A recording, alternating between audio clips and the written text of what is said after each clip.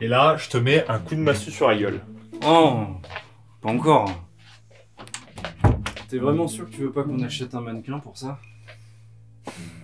Quand on aura cette thune, mais bon, en attendant, il va falloir encore que tu donnes un peu de ta personne. Guten Tag. Wie geht's es Ihnen?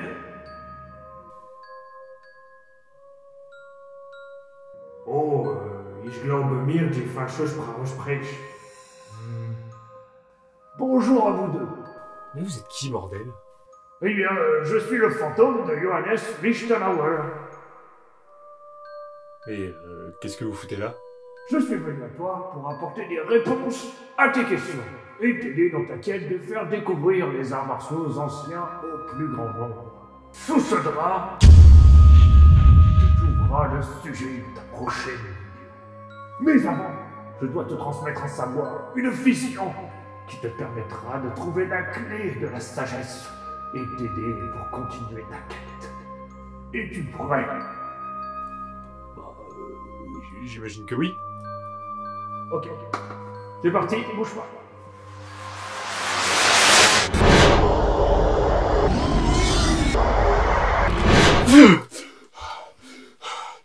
Ça va? Ouais. Ah merde, j'ai pas lancé la bonne vision. Attends. Non, non, non, non! Je suis où, là? Tu veux savoir comment des champions ultra badass savent se servir de leurs armes? Alors le jeu mobile Raid Shadow Legends est fait pour toi. C'est normal ça? Vous pouvez contrôler plus de 300 champions appartenant à pas moins de 16 factions différentes comme les elfes, les nains, les orques, la horde et bien d'autres, avec des possibilités de personnalisation de l'équipement de chaque personnage. Moi perso, mes préférés, c'est l'ordre sacré parce qu'ils sont quand même assez badass. Vous pouvez jouer de manière tranquille sur votre smartphone ou PC en faisant des petites quêtes quotidiennes et avancer dans vos missions. Et si tu veux vraiment penser le jeu, ce que j'ai fait parce que bon bah du coup dans le plan astral on a le temps, das ist gut! Tu peux pousser l'expérience PvE avec les donjons, les guerres de factions, les boss de clan et prochainement avec la dernière énorme mise à jour du jeu, la Tour de Malheur. Der Unglücksturm! Cette mise à jour est une tour géante de 120 étages, un tas de salles de défis secrètes et 12 boss v'là super durs à défoncer. Das ist gut! En plus de cela, ils lancent également 14 nouveaux champions géniaux à débloquer, dont un rempart qui est offert gratuitement si vous débutez pour vous aider à commencer la tour. Si vous voulez profiter de cette mise à jour, cliquez sur le lien dans la description. Si vous démarrez le jeu maintenant, vous aurez plein de récompenses lors de votre première collection, comme des boosters d'XP, des gemmes, le nouveau champion rempart et même des recharges d'énergie. Alors profitez vite de cette offre. Das ist gut! Ça va? Ouais. Maintenant que tu as atteint un niveau de conscience supérieur, je t'invite à dévoiler ce qui se cache sous ce drap.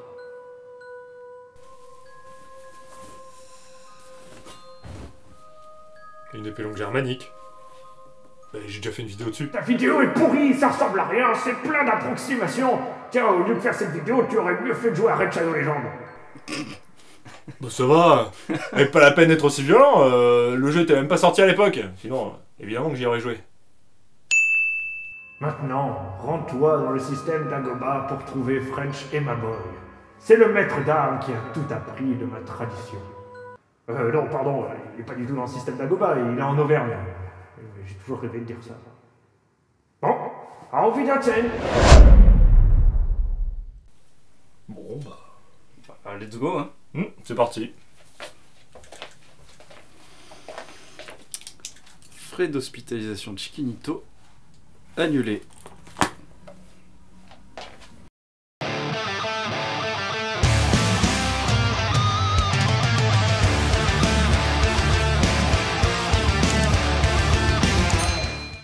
Bonjour à tous et bienvenue dans ce nouvel ancien épisode Entrée en lice. Bon, pour ceux qui me suivent depuis le début, vous aurez peut-être remarqué que j'avais déjà traité ce sujet lors du 3e épisode de cette émission. Oui, Entrée en lice, il a plus d'idées, sa chaîne elle tourne en rond. Sauf que, on va pas se le cacher, cet épisode, c'est de la merde.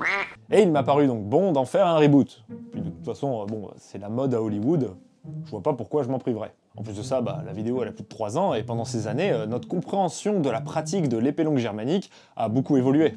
Bref, du coup aujourd'hui on va parler de la tradition lichtenorienne. On va d'abord voir ce que c'est, et puis après voir les contextes qui englobent cette tradition et son évolution au cours des années. Plutôt décennies, voire même siècles d'ailleurs, et vous allez voir que dans une seule et même tradition, il y a pas mal de choses.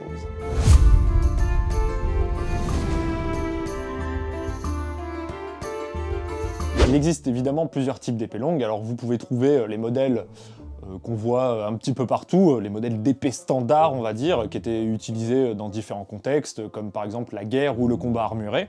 Et bien sûr, ce type d'épée-là qu'on appelle des Federschwerts, ce qui signifie épée plume. Sauf que, à l'instar des termes comme hache noble ou espadon, ce sont des termes qui sont apparus aux alentours du 19e siècle. Et ça ne correspond pas tout à fait aux termes vraiment utilisés à l'époque. En réalité, dans l'Allemagne du 15e siècle, on appelait ça des Festschwerts. Festschwert.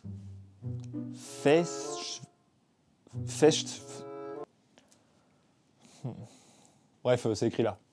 Ce qui signifie purement et simplement épée d'escrime.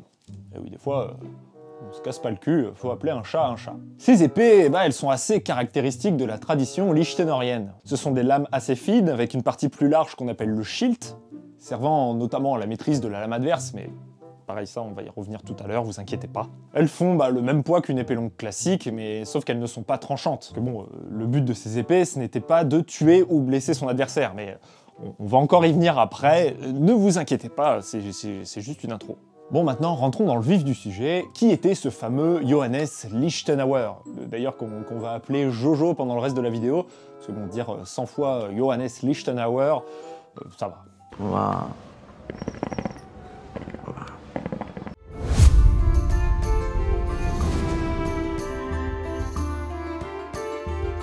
Jojo, c'est un maître d'armes mythique qui aurait vécu au XIVe siècle. Je dis aurait parce qu'en fait on ne sait pas vraiment s'il a existé ou s'il s'agit en fait de plusieurs personnes. Mais bon, pour faciliter le propos dans cette vidéo, on va considérer que Jojo était une seule et même personne et qu'il a vraiment existé. Ce maître d'armes aurait écrit tout un ensemble de vers organisés en récital.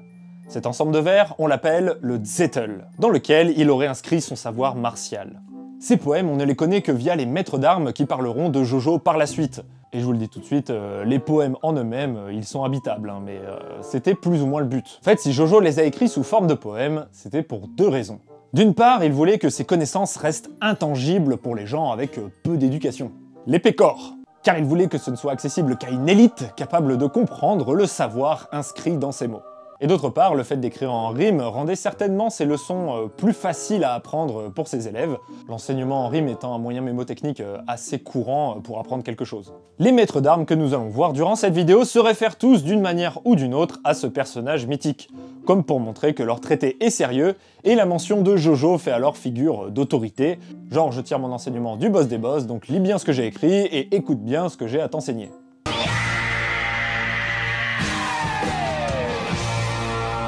Il y a eu plusieurs déclinaisons des poèmes de Jojo lors de la première moitié du XVe siècle. Les premières, extrêmement complètes, sont celles écrites notamment par des maîtres d'armes comme Sigmund Ringek, Anko Dobringer ou encore Peter van Danzig.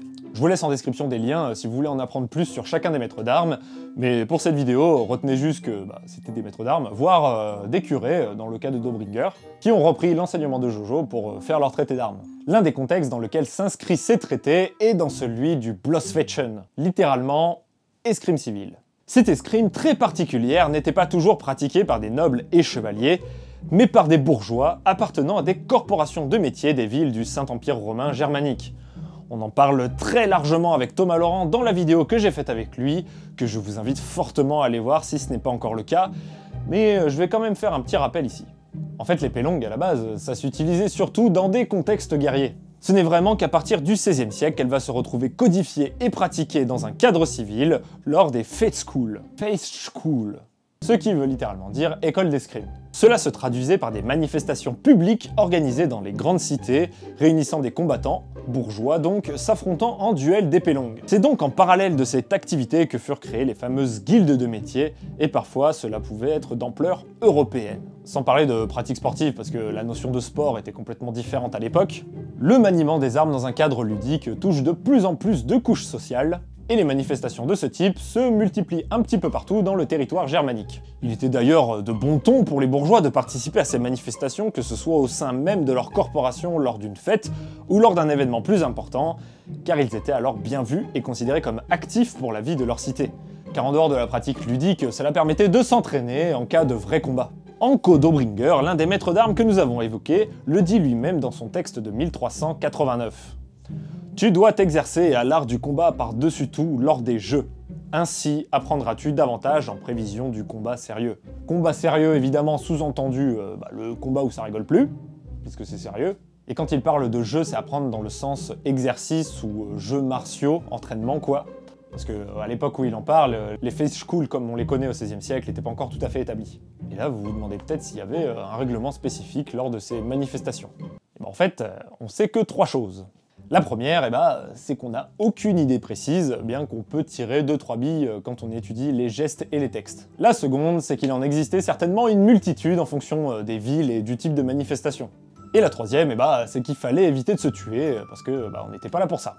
En tout cas, c'est dans ce contexte-là que vont s'inscrire les premières démonstrations de cette vidéo, et du coup, je suis allé retrouver ce fameux French Emma Boy, comme me l'a suggéré Jojo. Bon, d'après Jojo, c'est quelqu'un qui s'y connaît beaucoup dans sa tradition, et en plus, il est très compétent pour montrer les gestes. Donc, c'est parti.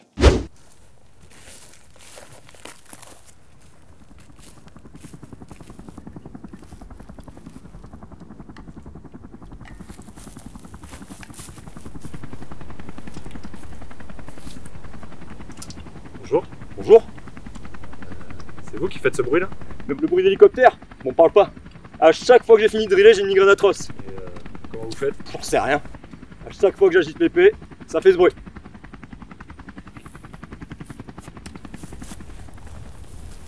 Ouais, Julien? Ouais, c'est moi.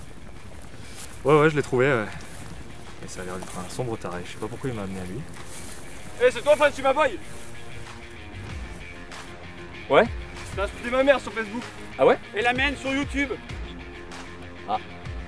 Bah j'en ai rien à foutre.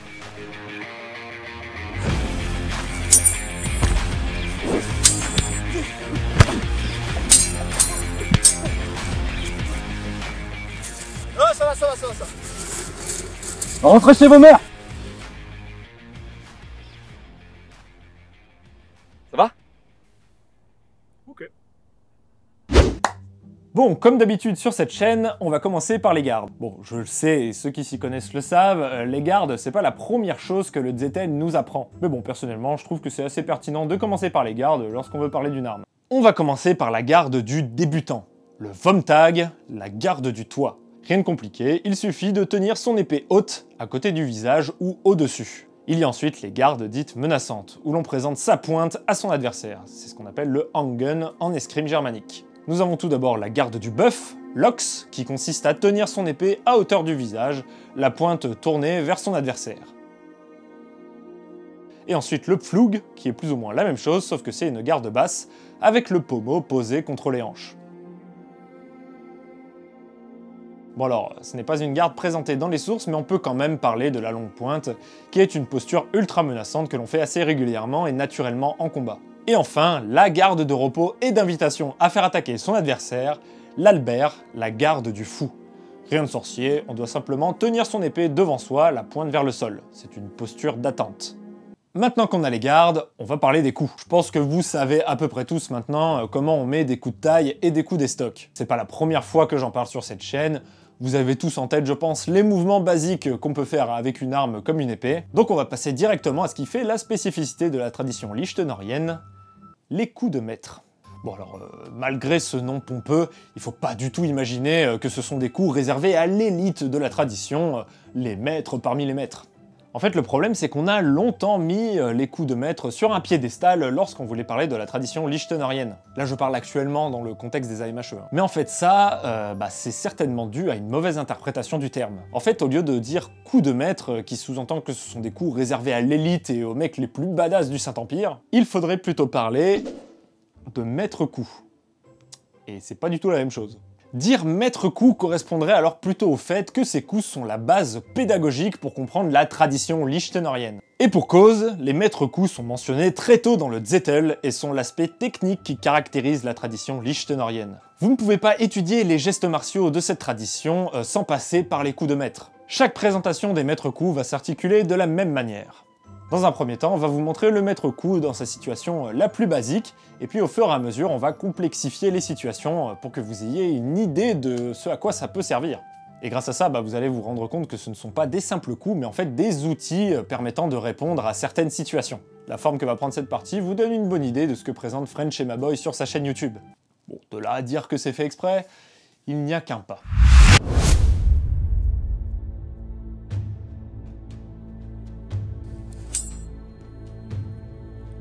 Le Zornau est un coup puissant qui dégage la lame adverse pour ensuite attaquer. Il peut être utilisé lors d'une attaque adverse, le Zornau faisant alors office de parade et d'attaque en même temps.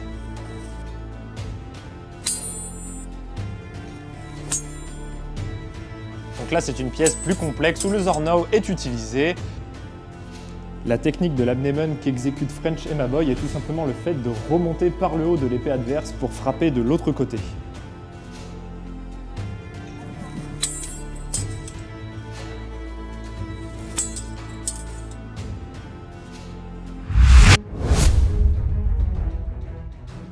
Le Krumphau est un coup qui peut être utilisé lorsque l'adversaire se tient en ox pour lui toucher les mains.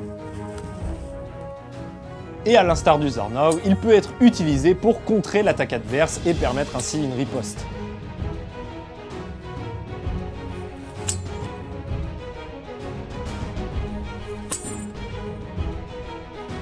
Ici, vous avez ce fameux dégagement avec le Krumphau lors d'une pièce un peu plus complexe.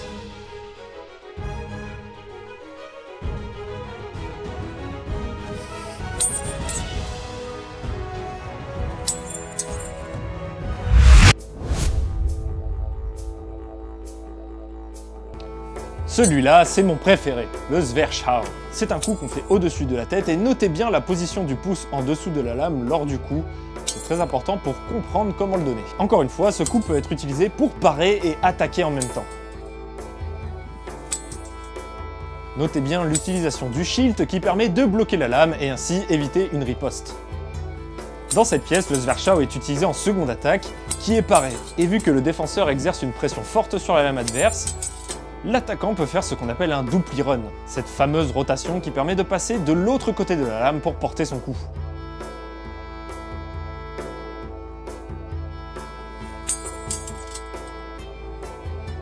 Le dupli run est une technique très compliquée à utiliser, et d'ailleurs si vous vous ratez, vous pouvez improviser en mettant un coup de pommeau ou en entrant en lutte.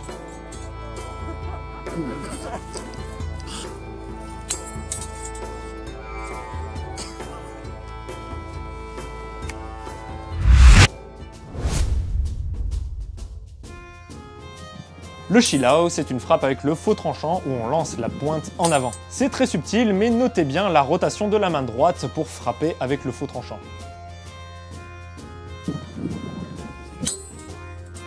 Encore une fois, le Schilao sert à la fois de parade et d'attaque. Ici encore, le placement des quillons est primordial pour éviter une riposte adverse.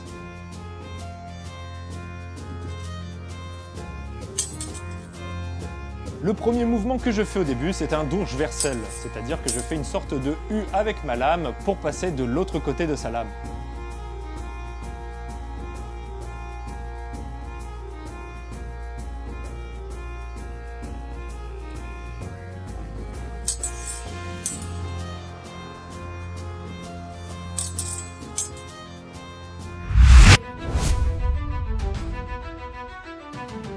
Et enfin, le Schettelhau, qui est un coup explosif qui vise le dessus du crâne. Dans cette situation, le Schettelhau est le premier coup, le Handrücken étant le fait de mettre une forte pression de la lame sur les bras adverses pour les bloquer. Lors de cette composition complexe, tout repose sur la feinte de base. Celle-ci permet de créer une réaction de l'adversaire. On s'engouffre alors dans le centre avec le Schettelhau, puis on dégage vite la lame adverse pour être sûr de gagner le centre.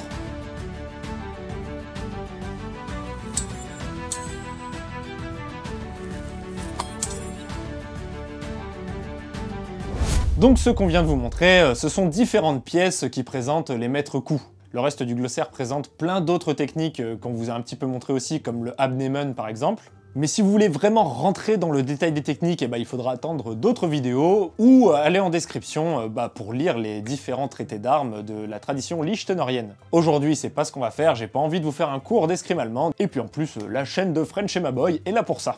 Ah oui, je force. Abonnez-vous, hein. Là, le but aujourd'hui, c'est surtout de comprendre cette fameuse tradition germanique et les contextes dans lesquels elle s'installe. En parlant de contexte, partons à la découverte d'une autre facette de cette tradition, le Harnisfechten.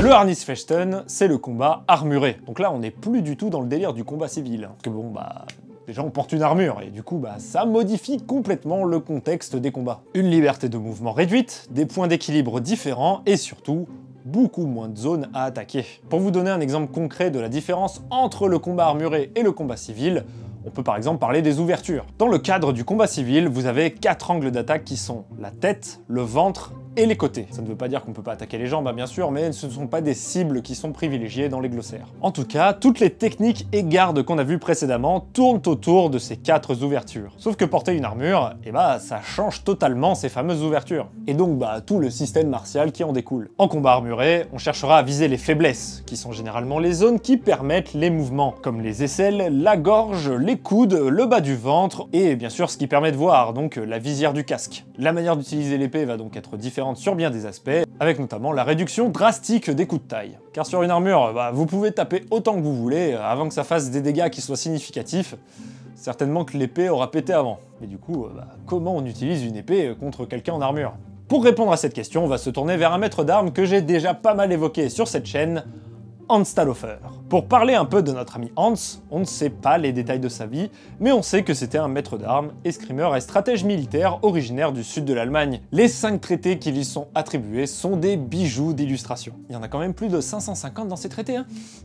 Et il évoque énormément d'armes et de contextes différents, ce qui fait qu'il nous offre une véritable porte ouverte sur l'organisation des duels de l'époque, notamment les duels judiciaires, encore pas mal pratiqués dans certaines régions du Saint-Empire au milieu du XVe siècle. Dans ces textes, point d'échange courtois, ici on est là pour péter la gueule de son adversaire, voire le tuer même. Je pense d'ailleurs que les iconographies sont assez évocatrices.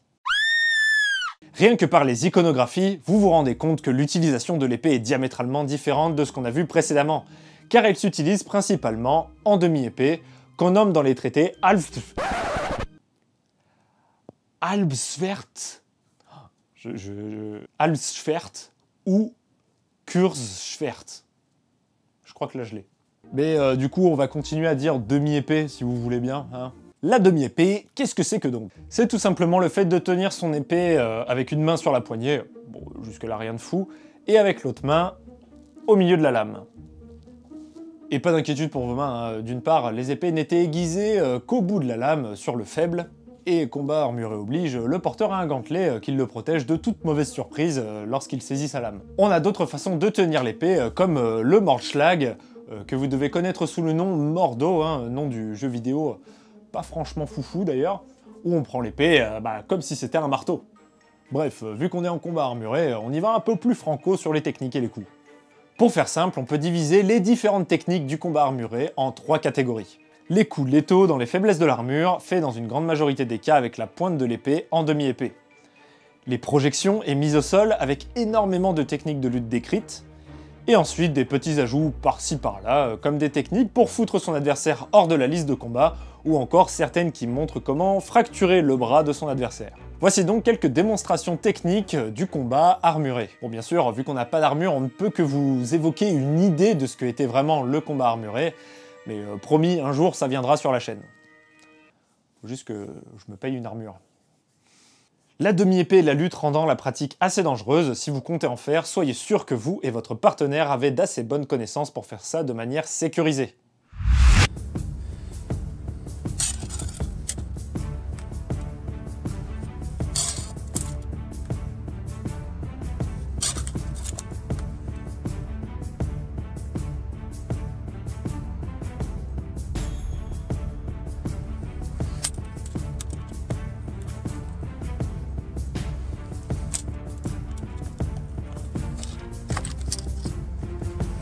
contact. Rotation ici. Là, j'appuie. Là, je décapsule. Voilà.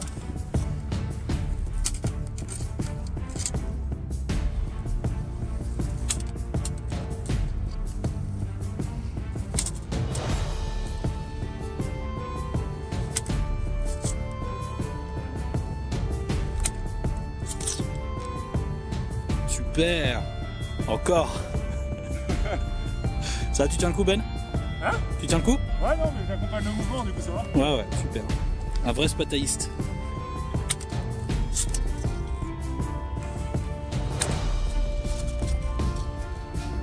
Il y a des trucs qu'on peut juste pas montrer Ouais. parce que normalement il faudrait que tu aies tes ailettes pour que je vienne venir les casser dans un crochetage par l'ailette. Il faudrait que tu aies les aisselles pour que je puisse venir bloquer ma lame dans le cran de ton plastron pour venir te faire une vraie clé. Enfin, il y a plein de trucs.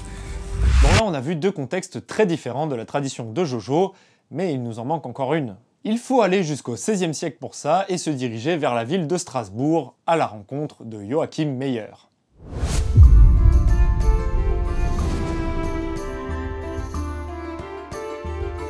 Joachim Meyer, c'est un coutelier de métier qui, de par son métier, aurait été tout le temps en contact des armes et aurait très tôt consacré sa vie aux arts martiaux. Devenu officiellement bourgeois de Strasbourg en 1560, il aurait la même année écrit son premier ouvrage sur l'escrime. Et on a même retrouvé dans les archives de la ville plusieurs demandes pour organiser des manifestations de 1561 à 1568. Bon, vous aurez compris, vu que c'est un bourgeois, le contexte de cet escrime s'inscrit dans le contexte de Blossfetzen qu'on a vu précédemment, donc du coup on va pas revenir dessus. Mais dans l'escrime de Meyer, il y a quand même quelques différences par rapport au maître d'armes qu'on a vu précédemment. Déjà, parce qu'il y a 100 ans d'écart et il y a pas mal de choses qui ont bougé. Déjà, l'épée longue, elle est plus vraiment utilisée dans le cadre de véritables duels, où l'on utiliserait plutôt des épées de côté. L'épée longue reste donc surtout existante dans le cadre de la pratique ludique et bourgeoise. D'ailleurs, pour la petite histoire, Meyer, il n'aura pas vécu bien longtemps, car il est mort à l'âge de 34 ans alors qu'il venait d'être engagé en tant que maître d'armes par le duc de Mecklembourg. Il aurait chopé une saloperie pendant son voyage lors de l'hiver 1571. Miskin comme on dit. Meyer, c'est en quelque sorte le dernier représentant de la tradition lichtenerienne. Et ce qui fait la forte particularité de ses écrits, c'est qu'on y voit une tentative de modernisation de la tradition. En effet, il a modifié les pièces en enlevant des bouts ou en rajoutant d'autres, et en les adaptant à ses nouveaux fondamentaux. Parmi les nouveautés, il y a par exemple la disparition totale des estocades de l'escrime de Meyer. Pourquoi donc ? Déjà pour la connotation légèrement dangereuse que ce geste implique, mais aussi par l'aspect social. Encore plus qu'au cours du XVe siècle, le but ici est de jouer. Et les estocades impliquent une forme d'agressivité que l'escrime de Meyer ne veut absolument pas mettre en avant. Cet aspect est d'ailleurs accentué par le fait de mettre des coups avec le plat de la lame plutôt qu'avec le tranchant. Bon oui, les épées fédères ne sont pas tranchantes, mais c'est pas pour autant qu'on peut pas parler de tranchant. Du coup, en lieu et place des estocades, on trouve les coups fouettés, qui sont en fait des petits coups de taille très dynamiques engagés avec la totalité du corps. Meyer admet lui-même d'ailleurs que les anciens se battaient plus durement et efficacement. Pour être un peu plus concret, voici les petites différences déjà qu'on peut trouver au niveau des gardes dans l'escrime de Meyer.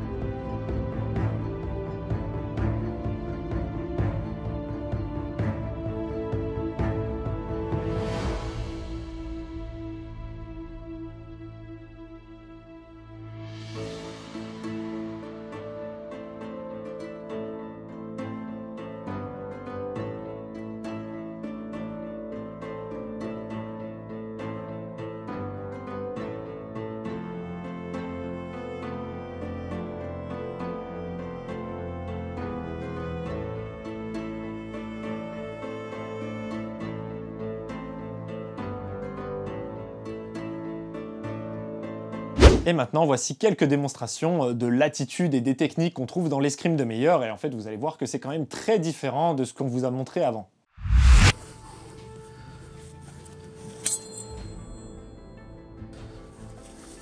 Vous remarquerez que là, on cherche à avoir de l'amplitude dans ses mouvements, d'être esthétique dans ses techniques et son exécution.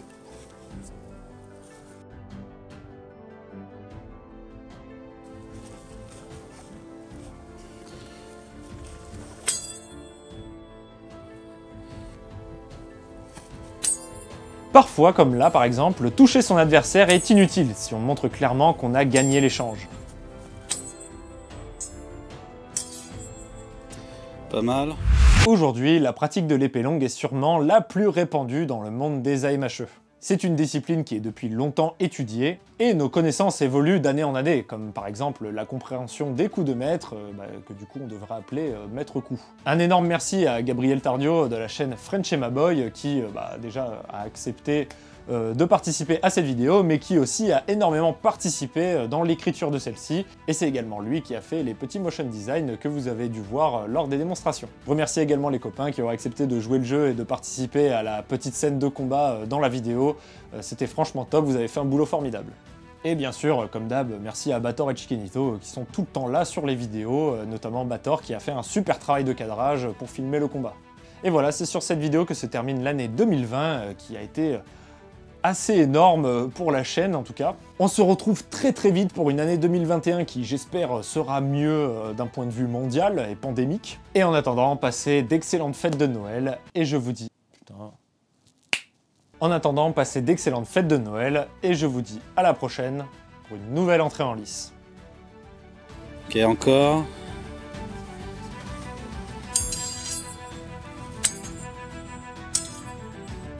Ouais, bon, ça sert à rien. J'ai ce qu'il faut. Ah, décidément, tu vois, comme hier. On a tout ? C'est une fête de tournage. C'est une fête de tournage, merci à tous.